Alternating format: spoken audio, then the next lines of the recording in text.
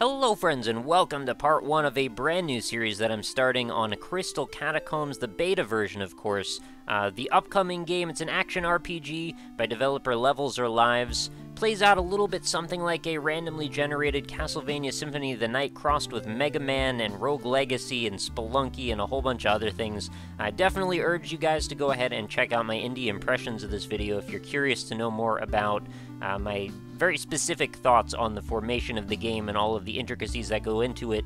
I just have been really enjoying playing it, and I thought this would be a good opportunity to play it a little bit more, get some more enjoyment out of it, and share it with you guys.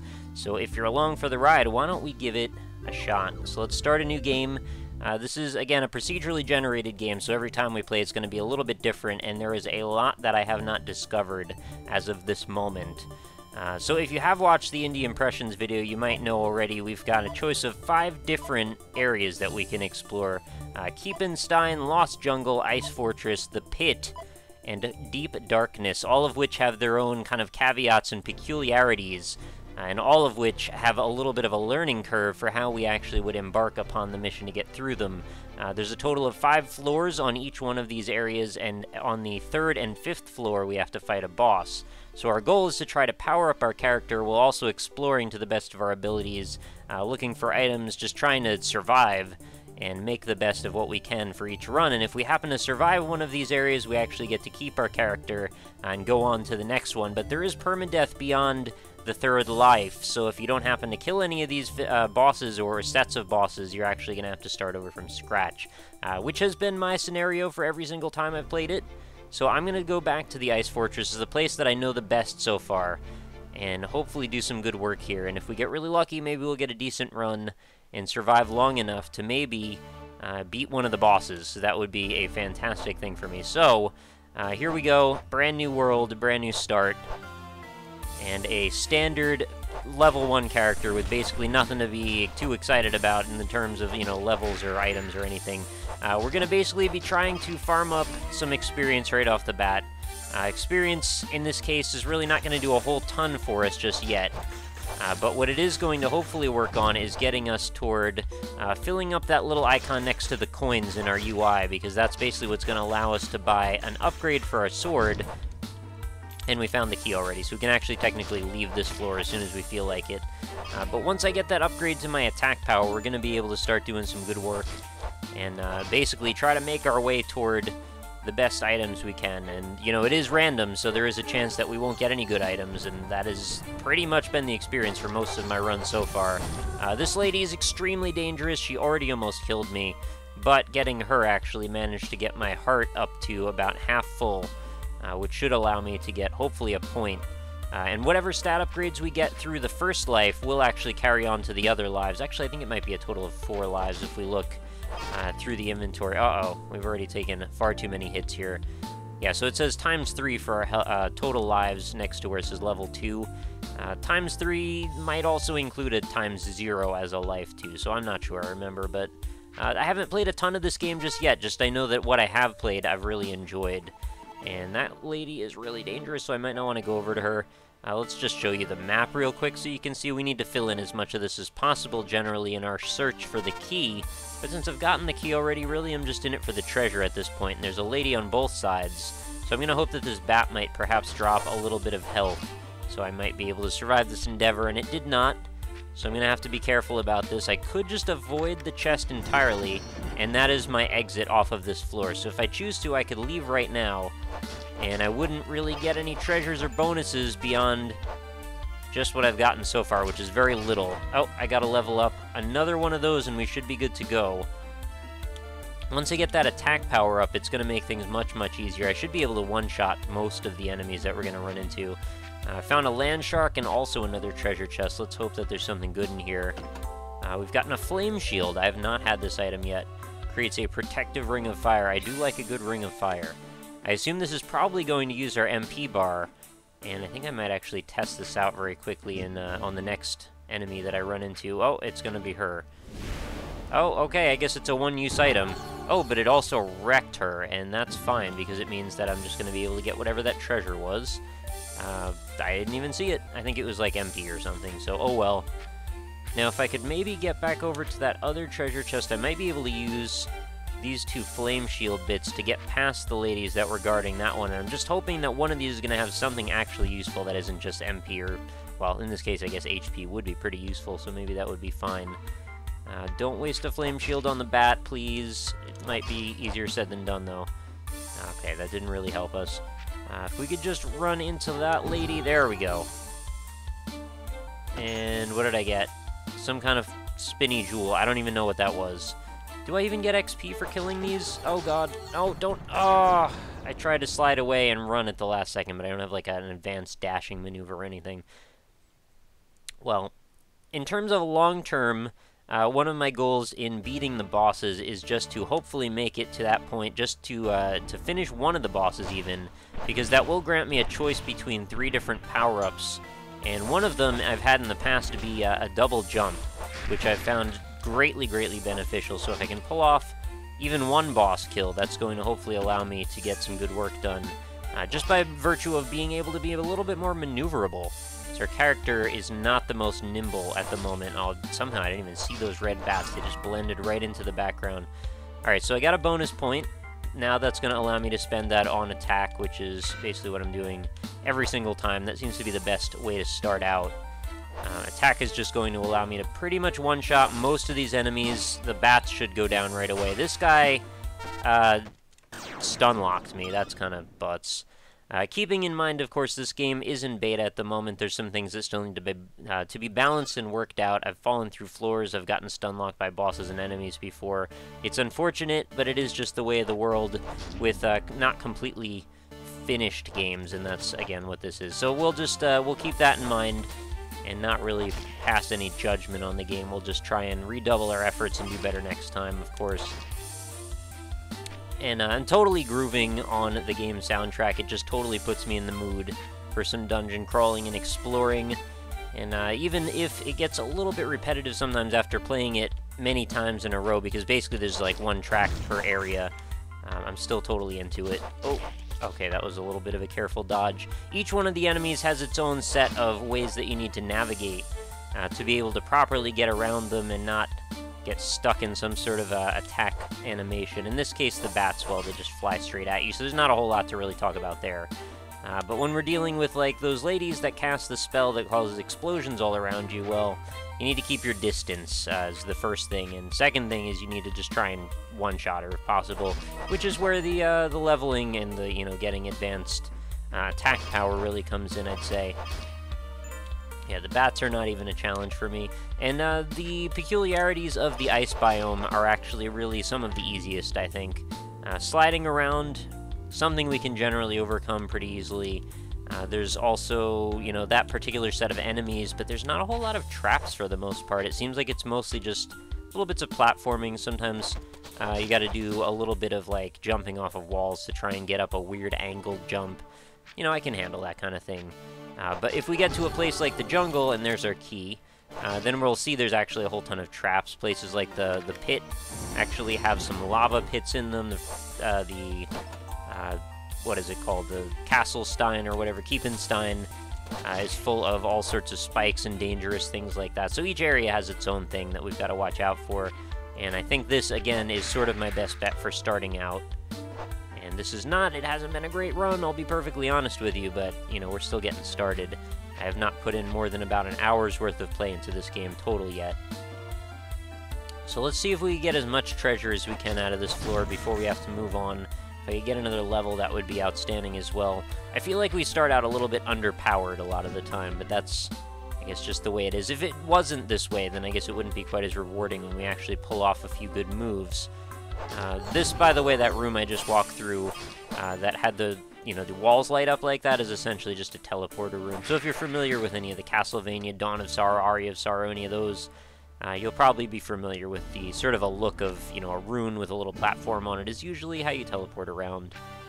Which is handy because there is actually a timer in the top right corner, but it gives you ample time.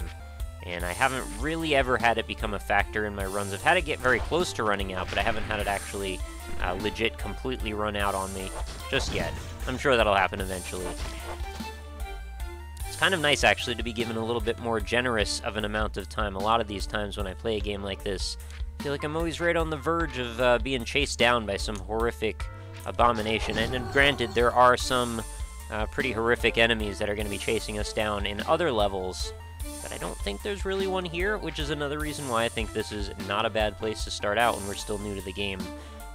I know in the Dark World, there's like a horrifying demon with like souls that follow it around that chases you down, and it can fly through all the walls and will continue to follow you until it basically kills you, so that's a thing. I hope we will eventually get a chance to give that a shot, but, you know, for now, we're going to keep running away on the Frost Zone. So I've already lost my position here. Let's look at the map real quick. And we should be hopefully en route. Yeah, so all the way on the left is our teleporter out, or the door to the next floor. I think I've just about cleared most of the enemies off of this floor, so I feel pretty good about leaving at this point. Isn't going to be any more treasure, at least for now. So we'll go over this wall, and there's our door.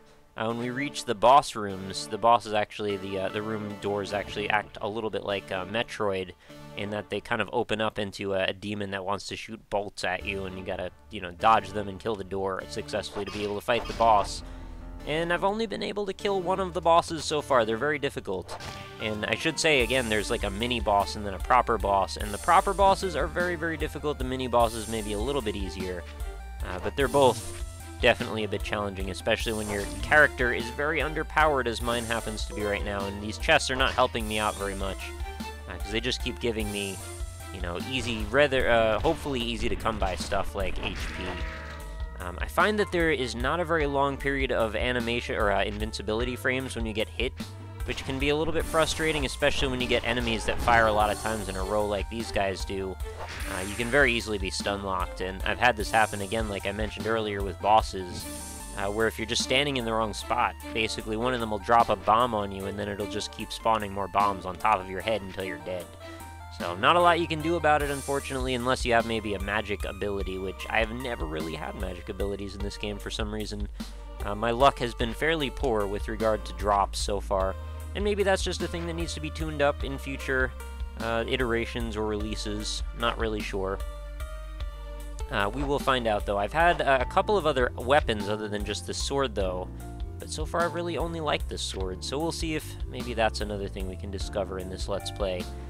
So anywhere that we want, we can go down, and that is going to lead us to some new map coverage. I kind of like how the way the map reveals like a Fog of War style configuration to sort of let you know places you haven't been pretty easily without having to consult your map constantly. Not that I mind, the map is not particularly complex, but it is kind of cool to be able to just very quickly tell where you haven't been. So Spiky Monster, done away with him. Again, feels like a little bit of a Metroid shout-out with that particular creature. Maybe I'm wrong, but it just seems a little bit similar to a creature that I can think of that hangs out in Crateria, amongst other places. Bats, I'm hoping one of you is going to give me some HP, because I've got nothing in my inventory right now. And I also haven't found any shops yet that I can spend any of my hard-earned coin on. The shops can have some pretty handy stuff. I've run into one. Oh, there's our key. Run into one that had an instant level up, which is really great. Oh, we got a power point. I'm going to go ahead and put that into attack again. I know it seems like kind of an obvious thing to do considering the amount of bonus that's given me on the previous level, but I haven't seen a lot of impetus to really pick anything but attack. Being able to one-shot more and more difficult enemies is just like the way to be, because the easier you can kill the enemies, the greater chance you're not going to take any hits back yourself. But I guess it's just one playstyle, and it does sort of rely on a little bit of luck in having some HP balls drop from these enemies randomly, and they can drop from absolutely anyone.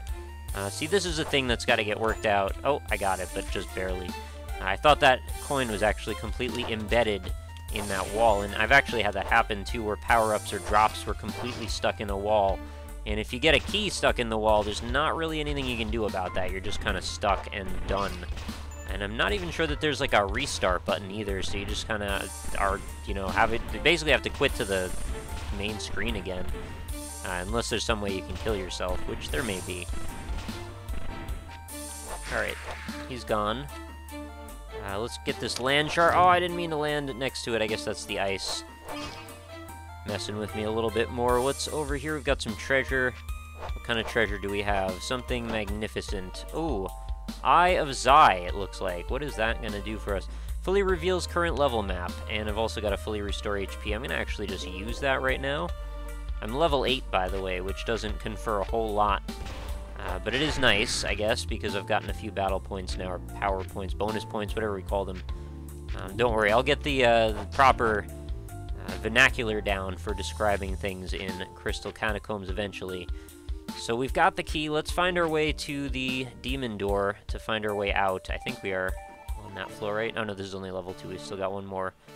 So we want to make our way all the way left, it looks like, so we can actually take the teleporter directly next to us and find our way over. If you're wondering, and again, if you haven't watched the Indie Impressions video, I highly encourage you to do that, because I went into a lot greater detail about the things that I've been really kind of nitpicking on every now and then to do with the, configuration of the game. But I find that the controls are a little bit kludgy at times. They don't quite respond as fast as I would like, which makes jumping around like a madman a little bit tricky at times. But again, if you can run into one of those precious double jump power-ups, I think that's going to make a huge difference. Also, kind of wondering why the coins have to disappear. Like, why is that really a thing? Like, I understand you want the player to act in haste very often to try and accrue some resources that they might be kind of desperate for, but I don't think that this is necessarily the right place for that. In this case, I feel like the game should reward sort of slow and meticulous gameplay. I mean, this is just my opinion, granted, so don't worry too much if you disagree with that, but, that's just sort of the way I feel that the game works. This isn't really a game about fast action as much as it is watching your step, trying to be careful, but not trying to take too long either. There's somewhere in the middle, I think. Oh, geez, see those freaking bats? They can just push you along if you're not able to turn around fast enough. I guess I should try using the keyboard instead of strictly the 360 controller like I have been. That might actually end up making things slightly easier, but I'm not 100% sure. I'm comfortable with the 360 controller, and comfortable is probably good, right? It's not always good, but it feels good for this case, I guess. So this seems like a slightly more complex floor. We've got a little bit more treasure here. I'm very excited to see what this might be. Oh, this looks like it could be good. We got a jetpack. Okay, I've had this happen once before. Jetpack is a decent item, but in this particular world, I find that it's not the most useful, because it has usable fuel that once it's gone, you can't ever get it back again. And basically, you just can't take it with you. That's the thing. Alright, we got the key. I'm down to very low health, which is very unfortunate. I feel like what the jetpack should maybe do is either be rechargeable or recharge on hits, maybe if you hit enemies, or perhaps even siphon from your MP, because that actually is a way to regain itself. But in this case, it just has a bar that once it's gone, and that's the end of it. Also weird that you can pick up a second jetpack, I think that's happened to me. Although I don't remember quite what that means in terms of fuel consumption, so I don't know, maybe I'm mistaken on that. So we'll make our way towards the exit, just so we can show off this demon door, because I think we're probably going to be wrapping up this run fairly soon. It hasn't been going particularly phenomenally. It's going to require some better drops, I'd say, and this is a case where, oh geez, don't get killed on the demon door, please. It's going to shoot some more rainbow bolts at me, and if I can make my way in... Can it shoot through the ceiling here? I think it probably can, right? Yeah, totally just ran into that bolt. Well, that means that I don't get the progress from this floor anymore, and I think I'm on my last life again, right? Yeah, not again, but for this run. So I've got one more shot to make it through this floor to get to the boss, and this is only the mini-boss, so we've only got, another floor beyond that. It's kind of a neat way, though, that the game kind of rewards you or sort of balances out the difficulty, because when you die, well, that's a fresh level that it generates, right? So that means potentially fresh treasure as well. And the ability to continue to level up, too. So those things do sort of stack to make the world a little bit more forgiving than it may have been. But in general, I just also need to play a lot better, so that's something to keep in mind. And yes, I'm totally aware of this, so no need to remind me in the comments. I know I have a lot of work to do. So we got a T-detonator. Highly explosive alien device, use it with extreme caution. Okay, I'll use it with extreme caution, and I guess I'll put my jetpack on B this time. Although, I kind of actually changed my mind. I think actually that feels better, yeah. Using Y for jetpack feels more natural to me. So I don't know what I can detonate with this detonator, but I'm going to presume to maybe use it on a boss if I'm lucky enough to even make it to that point. So we're going to continue to look for the key again, because you don't get to take the key with you through death, of course. And then make our way back to that door, and hopefully not die on it again. That was a little embarrassing. I feel like a lot of my deaths come from a combination of me being not very careful, but also kind of my controls being iffy at times. I'm not always particularly confident in how I navigate around some of these obstacles. And that is two angry ladies that I don't want to piss off that could detonate my body in a matter of moments. I set down the detonator by accident and just killed myself. So there's a particularly phenomenal way to run, or to end that run. We didn't even get to see the first boss. I guess that's sort of the nature of episode 1s of things, isn't it? They're always terrible, pretty much, unless you have a great run and get really lucky. That's not me, though. That's not my style. We want to have a little bit of experiential learning and incremental improvement in our series, right? I think that's what we would all hope to see. So now that's going to bring us back very much like a Mega Man style scenario to our room select or biome select, world select, whatever you want to call it, and allow us to pick either another world or the same world, whatever we choose. And I think next time we're going to make another effort at the same area, just because I really think that's our only chance at the moment. The other ones I've tried are just so hard. But I will try all of them, and if we end up getting stuck on one of them, of course I will branch out to some other areas, especially because I want to highlight them as well, because it's just neat. You know, I love the art style of this game. I think the music is phenomenal, and I think this is a game that you guys should definitely check out. It is available on Greenlight. There's a Greenlight campaign. They're trying to get it on Steam. I would love for you guys to go vote this one up if you haven't. And go ahead and check out. You can pre-order the game either by itself or with the OST. I'll put the links in the description for this video so you guys can go ahead and check into this yourself and perhaps get appraised of what any new information might be when this game is getting closer to release. Because as of right now, it's only a select few YouTubers that have access to the beta build. And I will, of course, try and stay updated on top of things to make sure that if this series goes on for a particularly long time, that I will have whatever the current build is. But I was told that this version is about roughly 80% complete or so, so I don't feel too bad about diving into the content as it is right now, provided the developers are cool with that, and I'm pretty sure they are. They told me it's fine to start recording videos one way or the other.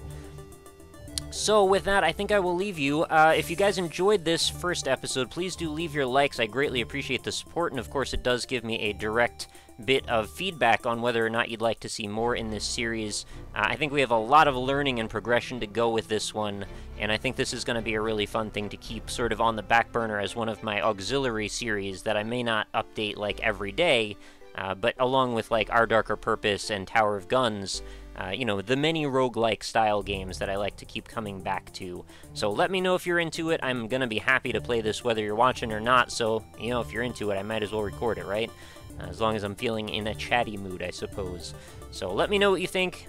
Leave those likes if you enjoyed it, please. I'm sorry to be begging. I feel bad, actually, already. I shouldn't have even asked this many times, but, you know, I do appreciate it a lot, so if it matters, it does help me out. So thank you again for watching. I will catch you next time, and I hope you have a terrific night.